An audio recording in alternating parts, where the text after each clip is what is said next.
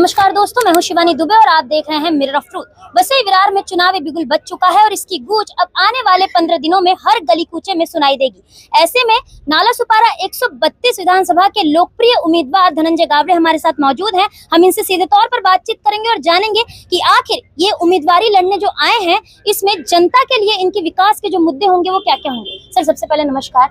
बताइए कि अब आप उम्मीदवारी के तौर पर चुनावी अखाड़े में उतर चुके हैं, जनता के लिए कौन कौन से मुद्दे होंगे जिस पर आप लड़ने वाले हैं?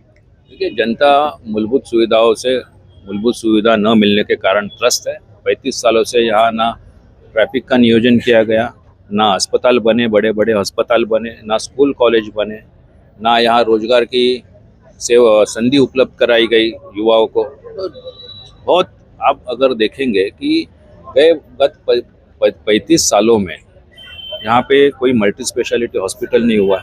यहाँ की जनता लाखों रुपया यहाँ की लूट हो रही है जनता के हॉस्पिटल से। अब अगर आप हॉस्पिटल में जाओ तो यहाँ से सीधा मुंबई रेफर किया जाता है।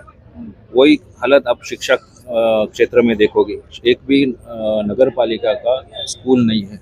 वही समस्या ट्रैफिक की देखते हो। मुझे याद है 2014 में क्षितिज ठाकुर का मेरे पास भाषण है। उन्होंने कहा कि हम प्रस्तावित 17 उड्डान पुल बनाएंगे।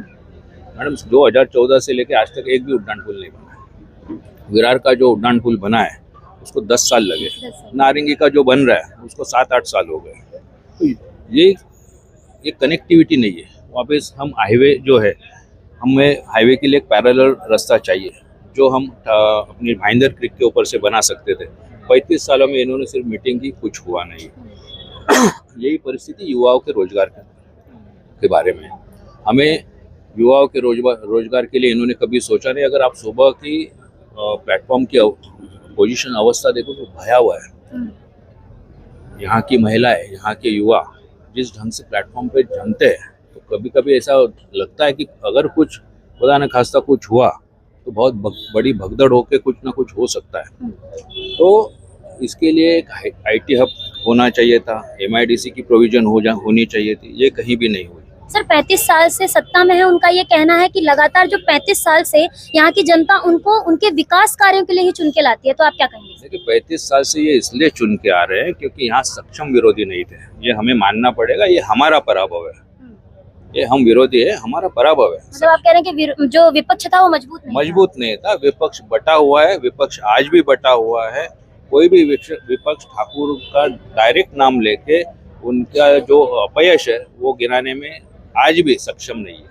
अगर 35 साल से जो सत्ता में है, उन्हें जनता चुन के लाके दी और उन्होंने, आपका कहना है कि उन्होंने काम नहीं किया, तो क्या गारंटी है कि अगर जनता आप पर विश्वास दिखाएगी तो आप ये सारी चीजें जो आपने मुद्दे गिनाए, चाहे ब्रिज हो, चाहे ट्रैफिक हो, चाहे रेलवे की बात हो, क्या गारंटी है कि आप भी लाके देंगे? मेरा वही कहना है, हम लोकशाही में बिलीव करते हैं, विश्वास मानने वाले लोग हैं कि कोई भी नेता हो, वो ठाकुर हो या धनंजय गावड़े हो, 5 साल में दिए अगर वादे वो पूरा नहीं करता है, आपको उसको बदलना चाहिए।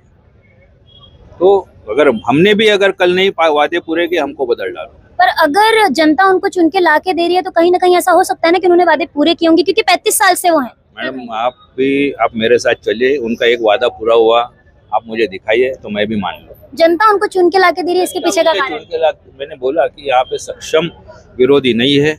जो विरोधी है वो सिर्फ खड़ा होने के लिए नाटक करते हैं। उनके सामने कोई भी उनके अपयश आपके पास गिनाएंगे नहीं, कुछ उनके खिलाफ बोलेंगे नहीं।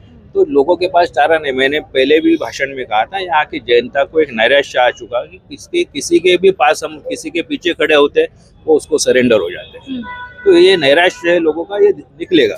यहाँ की जनता ये कहती है कि नहीं से कुछ भला, मतलब something is better than nothing, तो यही है। इससे चालू है। जिस दिन जनता के पास सक्षम एक विकल्प आएगा, मेरा विश्वास है कि जनता यहाँ पे बदल। तो क्या लगता है आपको कि आपके रूप में वो सक्षम विकल्प जनता के पास आ चुका है?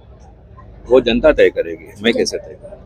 तो जैसा कि आपने सुना कि इनका यही कहना है कि अब तक नालासोपारा वसई विरार में विपक्ष मजबूत नहीं था, इसीलिए 35 साल से एक ही सत्ता राजनीति में थी और चुनावी अखाड़े में दंगल लड़ रही थी। अब देखना यही होगा कि आने वाले समय में 35 साल की जो सत्ता है उसका स्वाहा होता है या आने वाले समय में फिर से एक बार उन्हीं की सत्ता बनती है। बहरहाल दोस्तों, आज की इस वीडियो में इतना ही। मैं शिवानी दुबे फिर मिलूंगी आपसे अगली खबर में। तब तक देखते रहे मिरर ऑफ ट्रूथ, क्योंकि हम दिखाते हैं सच का आईना। ऐसी ही और खबरें देखने के लिए बने रहे हमारे साथ और सब्सक्राइब करें मिरर ऑफ ट्रूथ। फेसबुक पर देख रहे हैं तो हमारे पेज को फॉलो करना ना भूलें। वीडियो पसंद आने पर लाइक, कमेंट, शेयर जरूर करें।